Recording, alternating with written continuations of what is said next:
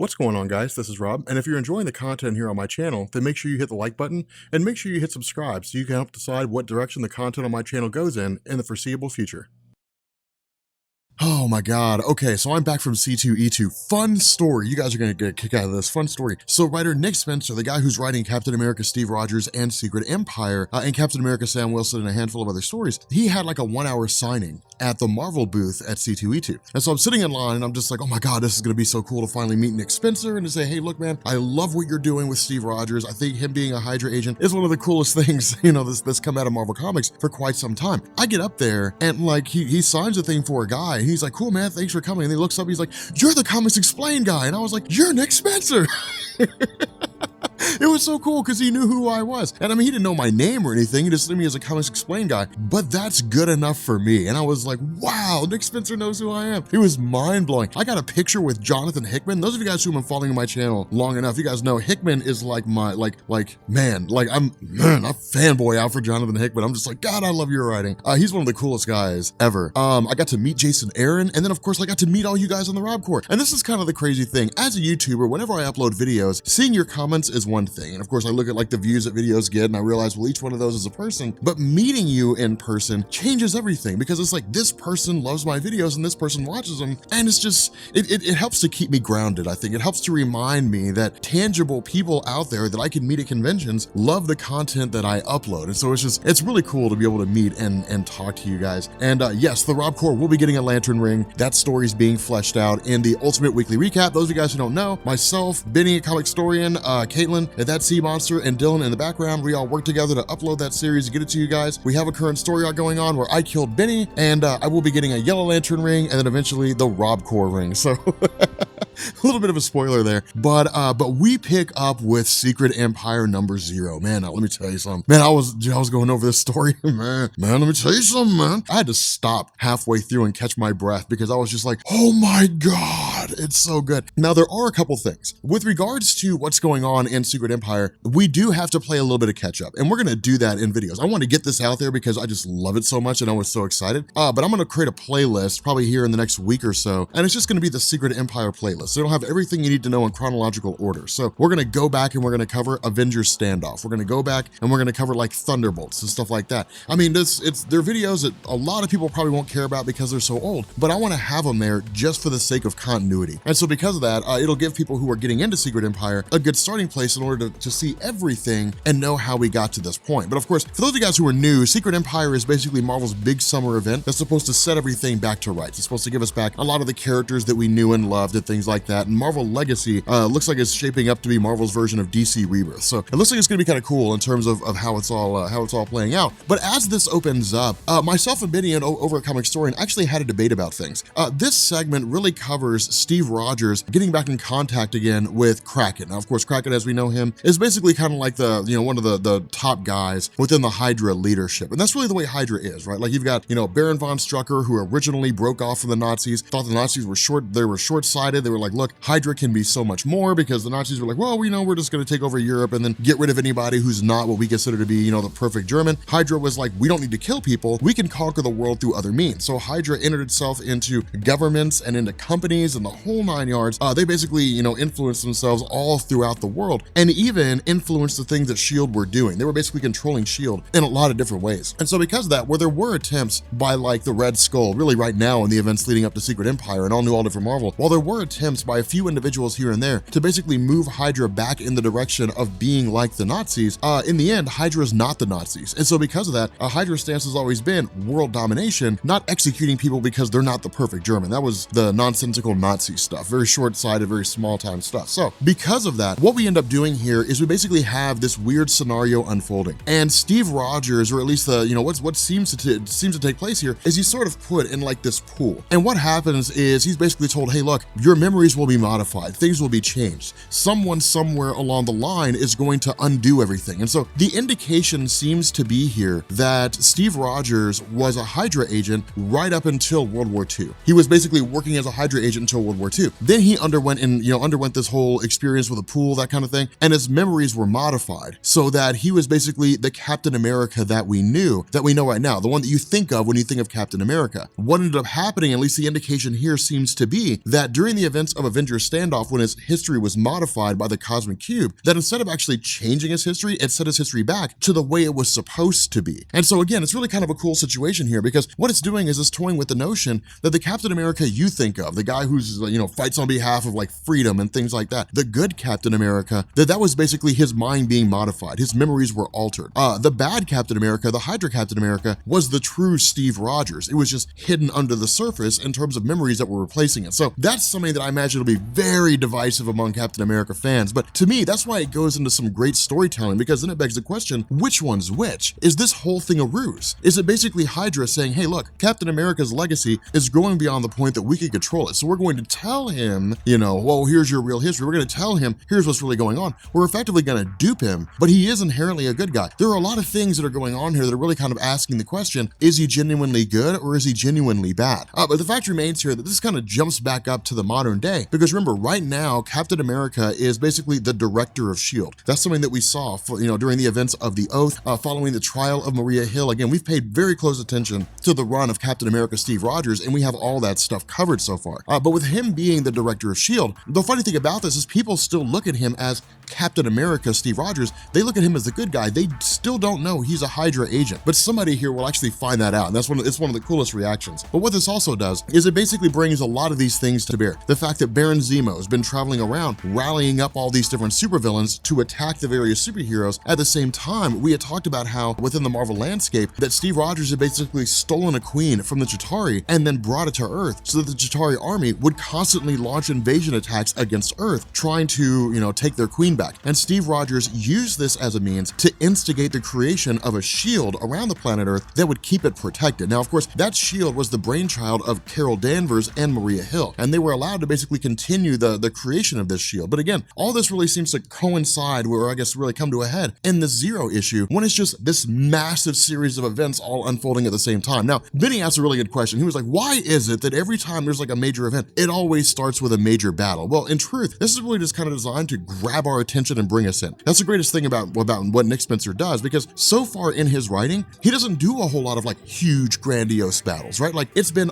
all character development, 100% character development. There's been little battles here and there and things like that, but on the whole, it's largely been almost entirely character development, and it works out pretty well. The issue with this is that, again, the shield as it exists, as it's supposed to be protecting the planet Earth, is malfunctioning, and so we basically have Tony Stark and Riri Williams tending to this. Now, this raised a couple of continuity issues to me when I was going through here, and I doubt that it was really like a screw up on Nick Spencer's part so much as it may have been a mistake in terms of the artistry, or it could just simply be designed to be that way. But Tony Stark, as we know him, is a hologram. There's been nothing to indicate in Marvel Comics that Tony Stark is back in his physical body as a human being. He's still basically an AI. He's an interactive, hologram, interactive computer system that actually serves to be the mentor of Riri Williams as her AI when she's using her own Iron Man suit. And so because of this, the question is, how did Tony Stark get here? Well, there's a couple answers that we can really just kind of make up here until we get something that really explains what's going on.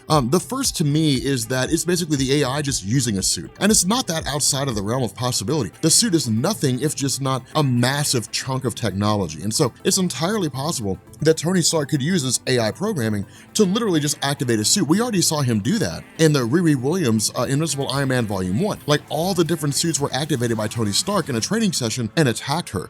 We'd seen another suit hijacked by Riri Williams and brought into a conflict by Tony Stark, and it was an older model suit, but the fact remains, we've seen that happen. There's a precedence for that.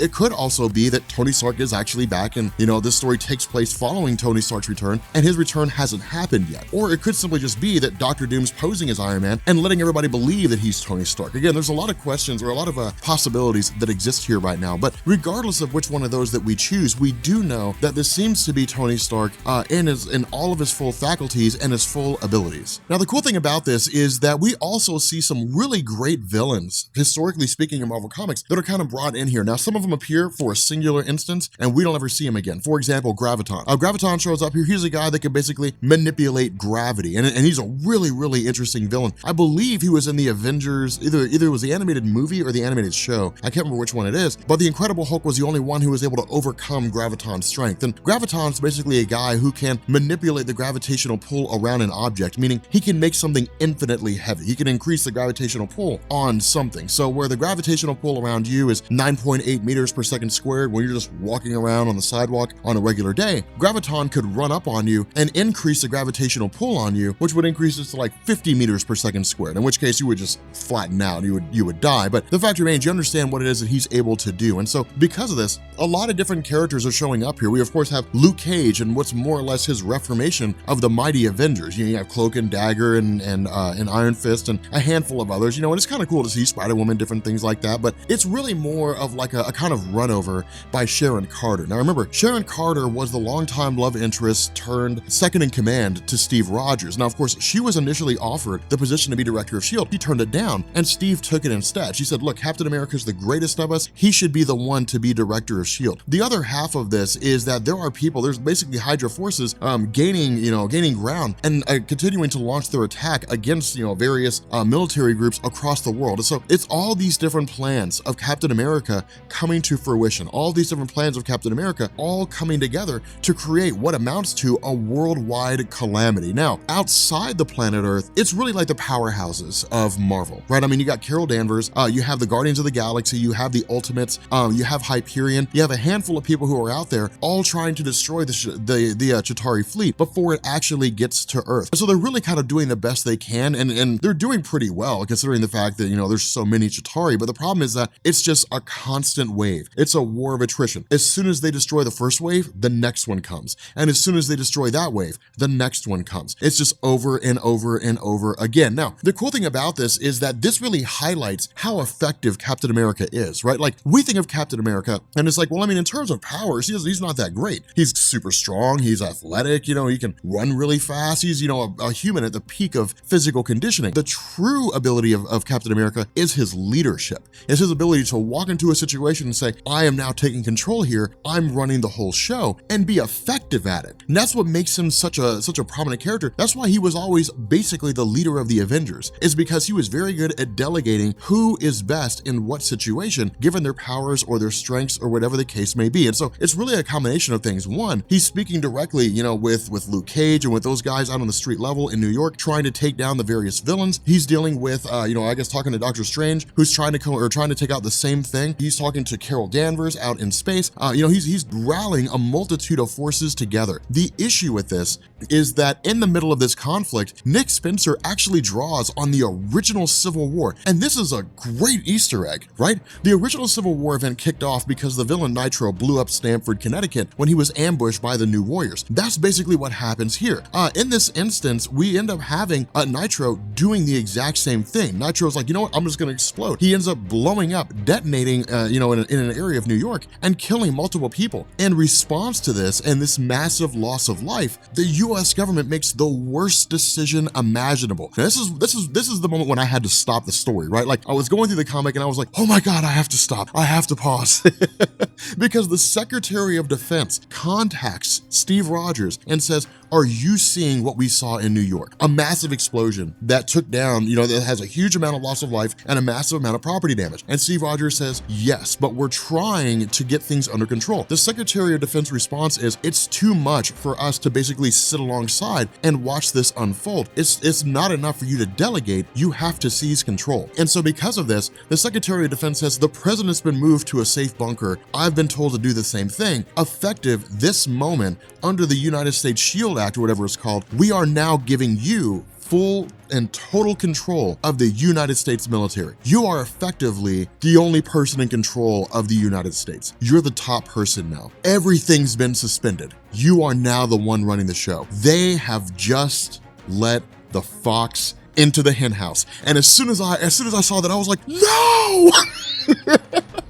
You literally just gave the keys to the city to a Hydra agent. Why would you do that? And oh my God. But I think my reaction is a testament to how well this is written, because this is hilarious. Because it's really like Sharon Carter and his Captain America that give us these great, these great opposing views of things, right? With Steve Rogers being given absolute control, Sharon Carter says it was only in this moment that we realized, or looking back, It's only that we realized this was the beginning of the end. We thought we had it locked down, right? Like we thought we had it sorted out. Now everything's gonna come crashing down. What ends up happening here is Steve Rogers speaks out directly to the Avengers and says, hey, look, we knew this day might come. We knew the day might come when we just encounter just these overwhelming forces from a multitude of places for whatever reason. All their attacks just happen to coincide at the same time. But he says, we're going to have to do what we need to do. And so even if it means that we all end up dying in this fight, then let the universe see the fight that we put up here. And so he says, even if it's only for the very last time, Avengers assemble. Now, immediately after this happens, the shield kicks up, right? And the idea of Riri Williams and Tony Stark is, okay, what's going on? Why did the shield just suddenly activate? Now, of course, through their investigations, with the shield working, it's really them as the only two people who are doing any poking around, because everybody else is celebrating, right? With the shield up, it means the threats are now mitigated. It means the Chitauri threat out there, they don't have to worry about that anymore, because the Chitauri forces are drones. They'll just keep plowing into the shield and dying, and the shield has more than enough power to repel the Chitauri trying to invade the planet Earth. And so because of that, now the only concern is what's going on inside the Earth itself. Now, the cool thing about this is that we also get the Unity Squad, right? You know, basically the Avengers, X-Men group that kind of exists in the same team. And, you know, it's basically, you know, Synapse and Rogue and a handful of others, but it's the Unity Squad. And of course, they show up and they're there to kind of help fight against these villains. And so everything's effectively like, you know, coming to an end, right? It's like, look, the villains are all taking off. The Unity Squad's here. We have all these different superheroes here. The Earth is saved. The Chitauri are basically held off. You know, for the most part, things are taken care of. Now, again, the funny thing about Sharon Carter's commentary here is she says, we all allowed ourselves to feel like everything was better. We all allowed ourselves to feel like the day was saved. It's very similar to the beginning of Civil War II, right? Like there was that giant celestial from another dimension that showed up on Earth and the superheroes won and they were like, yeah, the day's saved. The problem with this is that this is when Steve Rogers enacts his plan. And that's what's so brilliant about this, right? It's only when people experience the most crushing loss that they're easier to conquer, that they're at their weakest and their easiest point to conquer. Right when they're riding high, right when they're at their absolute peak, you pull the rug out from under them. And the shock of falling so far, so fast, totally overwhelms them. And that's exactly what Steve Rogers does. The reason why this happens is because of the fact that we end up having another shield vessel show up out of nowhere. And they end up realizing this is a shield vessel that had previously gone missing because they believed that it had been taken over by Hydra. Now, the assumption at the time was that Hydra had basically killed everybody on board, and that was it. Instead, once they're bracing for impact, once the vessels really seem to crash, Hydra agents begin busting in and invading this main helicarrier. And this is when Sharon Carter begins to hear the voice of Dr. Faustus. And this is when she begins to realize that Dr. Faustus is basically why the second ship was originally taken over and how they're taking over this one. Now remember, Dr. Faustus is a long-standing villain in Marvel Comics, right? I mean, he's a guy that basically uses hypnosis to seize control of other people. But in terms of what Nick Spencer was doing, he established that Dr. Faustus, alongside, you know, Baron Zemo's father, was really just one of these guys that was one of the predecessors of Hydra. They were the ones basically kind of running the scenes, pulling the strings, teaching Steve Rogers to become everything he would need to know in order to become the greatest of the Hydra agents. And so this shows us the eventual plan, the eventual role that Dr. Faustus was supposed to play. He would use his powers of hypnosis, or at least his ability to hypnotize people into basically going through and making them Hydra agents. Now, again, it's cool that Nick Spencer's drawing on this, right? Because one of Dr. Faustus' most significant moments was when he effectively hypnotized Sharon Carter back after the events of the first Civil War in 2006, 2007, and had her shoot Steve Rogers, killing him in the first place. And remember, that was the whole death of Steve Rogers. Crossbones fired the distraction shot, Sharon Carter fired the killing blow. And so the idea is really Nick Spencer kind of grabbing some of these themes and throwing them in, and it works incredibly well. It works so well, and that's what's so crazy about this. And this is when Sharon Carter learns what's going on. When Hydra initially comes busting in, Steve Rogers says, "Hold your fire," and they stop. They stop shooting. Now, Sharon Carter's response is, "Oh my God, what have they done to you? They must have tricked you. They must have taken you. Steve, you have to regain yourself." Steve's response is, "This is not what you think it is. My mind's not been taken over. I haven't been tricked. I'm not under their control. I am a Hydra agent." And Sharon Carter's response is perfect. Panic. Oh my God.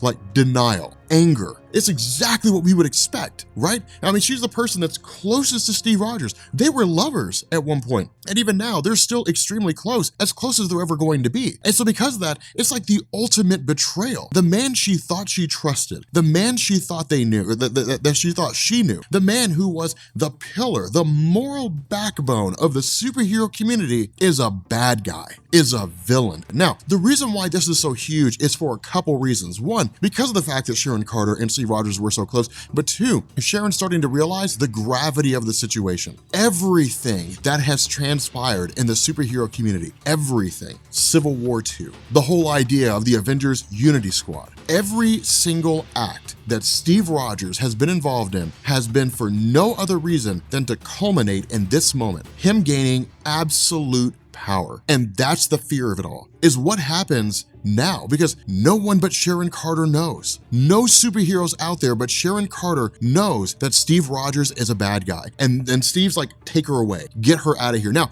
the other half of this is that because they're close, Steve's like, if anybody harms her, there will be hell to pay. But once she's gone and she's out of the picture, Steve's like, and let it begin.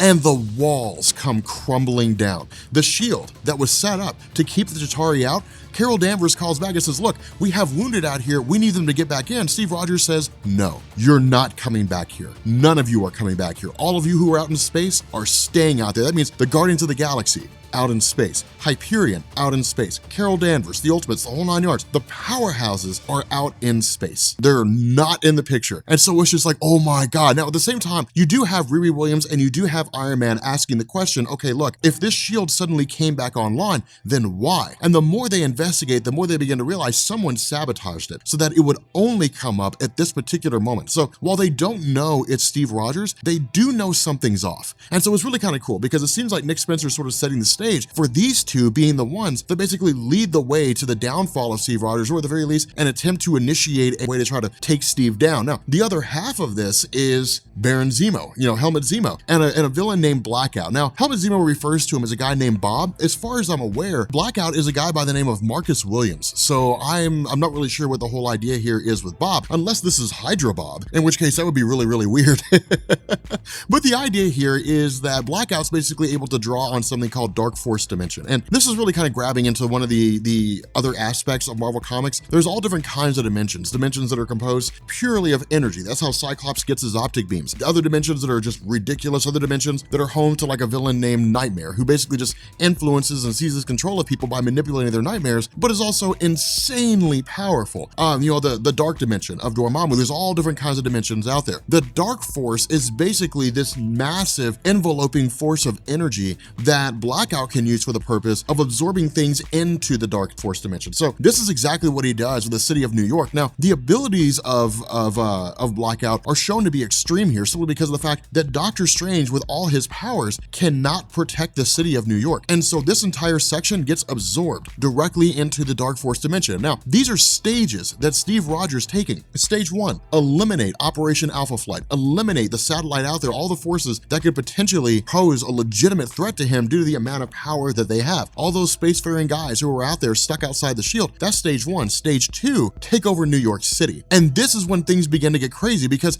then we have Iron Man realizing extremely fast what's going on. And he basically says, if you have, or if you are, or have ever been an Avenger, or have ever done anything with regards to the superhero community, come out here now. This is literally the panic button. This is Iron Man hitting the panic button, sending out an SOS and saying, if you are in any form or fashion a hero, respond right now and come to Washington, D.C. And the reason why is because this is stage 3. This is Steve Rogers solidifying his control over the world. Take out the most powerful heroes, allow the only ones left on Earth, the ones that can pose some kind of a threat, but really not much, and then seize control, seize absolute power of the White House, and then eventually the world. And so really all we have left are whatever heroes are on Earth. I mean, you've got Thor, you've got Red Hulk, you've got Scarlet Witch, you've got some pretty powerful characters. So it's not like Nick Spencer basically just got rid of the most powerful characters in the world, but there's still some, there's still some legitimate threats, but the most notable ones are outside Earth. So again, it creates kind of a really funny situation, because now it seems like it's going to be Iron Man basically serving the purpose of operating as this sort of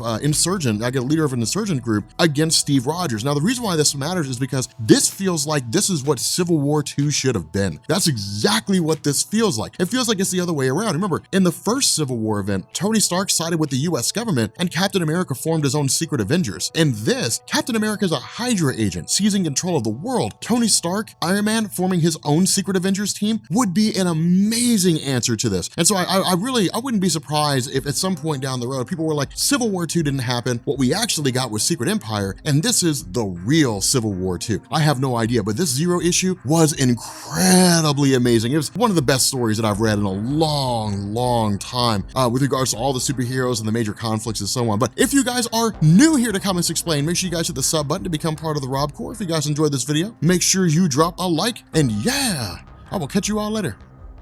Peace.